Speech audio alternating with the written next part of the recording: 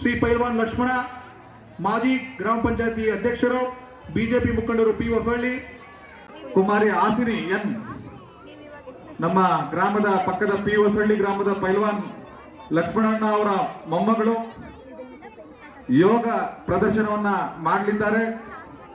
ಈಗ ಆಲ್ರೆಡಿ ಕನ್ನಡ ರಾಜ್ಯೋತ್ಸವ ಪ್ರಶಸ್ತಿಯನ್ನ, ಗಡಿನಾಡು ಕನ್ನಡಕ ಪ್ರಶಸ್ತಿಯನ್ನ ಅವರು ಗೆದ್ದಿದ್ದಾರೆ. ಅಂತಾರಾಷ್ಟ್ರೀಯ ಮಟ್ಟದಲ್ಲಿ ಯೋಗ ಸಾಧನೆಯನ್ನ ಮಾಡಿರತಕ್ಕಂಥ ಕುಮಾರಿ ಹಾಸಿನಿ ಎನ್ ರವರು ಕೂಡ ಯೋಗ ಪ್ರದರ್ಶನವನ್ನ ಮಾಡಲಿದ್ದಾರೆ. ದಯವಿಟ್ಟು ಎಲ್ಲರೂ ಕೂಡ ಈ ಕಾರ್ಯಕ್ರಮವನ್ನ ನೋಡ್ಬೇಕು ಅಂತ ಹೇಳಿ ತಮ್ಮಲ್ಲಿ ಕೇಳ್ಕೊಳ್ತಾರೆ. ಪೈಲ್ವಾನ್ ಲಕ್ಷ್ಮಣಣ್ಣ ಅವರು ಹೊಸಳ್ಳಿ ಗ್ರಾಮದ ಬಿಜೆಪಿ ಮುಖಂಡರು, ಅವರು ಕೂಡ ನಮ್ಮ ಗ್ರಾಮದ ಪರವಾಗಿ ಒಂದು ಧನ್ಯವಾದವನ್ನು ಸಲ್ಲಿಸ್ತಾ ಇದ್ದೀವಿ. ಹಾಸಿನಿ ಎನ್ ರವರಿಂದ ಯೋಗ ಪ್ರದರ್ಶನ. ಇವರು international yoga athlete, national yoga player, state gold medallist, Kannada Rajyotsava ಪ್ರಶಸ್ತಿ ವಿಜೇತೆ, ಗಡಿನಾಡು ಕನ್ನಡ ಪ್ರಶಸ್ತಿ ವಿಜೇತೆ, ಮಂಡ್ಯ ಯೋಗ ನಕ್ಷತ್ರ ಗೌರವ ಪುರಸ್ಕಾರ ವಿಜೇತೆ, ನೇಗಿಲ ಯೋಗಿ ಮಹಿಳಾ ಸಾಧಕಿ ಗೌರವ ಪುರಸ್ಕಾರ ವಿಜೇತೆ ಅವರಿಗೆ ಜೋರಾದ ಚಪ್ಪಾಳೆಯೊಂದಿಗೆ ವೇದಿಕೆಗೆ ಸ್ವಾಗತಿಸೋಣ.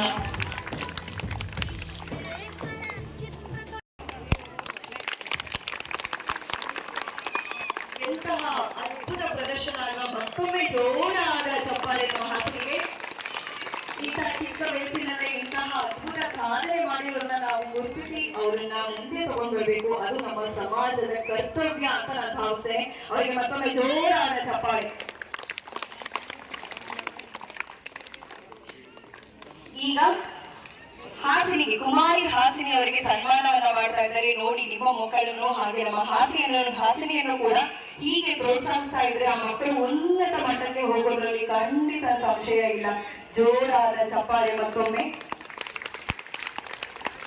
ಪ್ರೋತ್ಸಾಹಕರು ಇದ್ದಾಗ ಮಾತ್ರ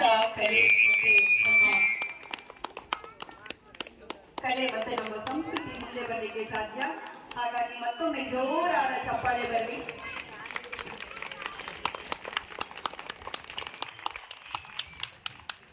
ಒಂದು ಹೆಮ್ಮೆಯ ವಿಷಯ ಅಂತ ಹೇಳಬಹುದು. ಅಂತಹ ಕಲಾವಿದೆಯನ್ನ ಗುರುತಿಸಿದ್ದಾರೆ ಹೊಸ ಆನಂದೂರಿನ ಶ್ರೀರಾಮ ಸೇವಾ ಟ್ರಸ್ಟ್ ಅವರು. ಅವರಿಗೆ ಜೋರಾದ ಚಪ್ಪಾಳೆ.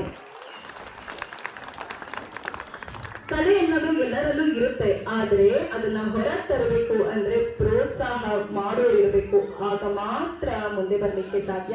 ಕಲೆ ಅನ್ನೋದು ಎಲ್ಲರಲ್ಲೂ ಅಡಗಿರ್ತಕ್ಕಂಥದ್ದು. ಅದನ್ನ ಪ್ರೋತ್ಸಾಹಿಸಿ ಮುಂದೆ ತಂದು ಅವರನ್ನ ಉನ್ನತ ಮಟ್ಟಕ್ಕೆ ತಗೊಂಡು ಹೋಗ್ಬೇಕು. ಆಗ ಮಾತ್ರ ನಾವು ಭಾರತೀಯರಾಗಿ ಒಂದು ಕರ್ತವ್ಯವನ್ನ ನಿರ್ವಹಿಸಿದ ಹಾಗೆ. ಹಾಗಾಗಿ ಎಲ್ಲ ಪೋಷಕರು, ಎಲ್ಲ ಕಲಾಪ್ರೇಮಿಗಳು ಕಲೆಯನ್ನ ಬೆಳೆಸಿ ಉಳಿಸಿ ನಮ್ಮ ನಾಡಿನ ಸಂಸ್ಕೃತಿಯನ್ನ ಎಲ್ಲೆಡೆ ಹರಡಿ ಅಂತ ಹೇಳಲಿಕ್ಕೆ ಇಷ್ಟಪಡ್ತೀನಿ. ಗುರಿಯನೆಂದು ತಪ್ಪಿಲ್ಲ ಬಿಟ್ಟಿರುವ ಬಾಣ, ಹನುಮಂತ ಸೀತಮ್ಮ ಲಕ್ಷ್ಮಣನೇ ಪ್ರಾಣ. ಏನಾದರೂ ತಪ್ಪಲಿಲ್ಲ ಕೊಟ್ಟಿರುವ ಮಾತು, ಎಂಜಲನ್ನೇ ತಿಂದವನು ಭಕ್ತಿಗೆ ಸೊತು. ದಶ ದಿಶೆಯಲ್ಲೋ ಇವ ಮಹಾರಾಜ, ಯುಗ ಪುರುಷನೇ ಈ ಗುಣ ತೇಜ. ಜಯ ಶ್ರೀರಾಮ ಎಂದು ಬರೆದಾಗ ಪ್ರತಿ ಜನುಮಾನು ಶುಭ ಶುಭ ಯೋಗ. ನಂಬಿ ಬಂದವರ ಆಧಾರ, ರಾಮ ಅಂದ್ರೆ ಪಾಪಗಳ ಪರಿಹಾರ.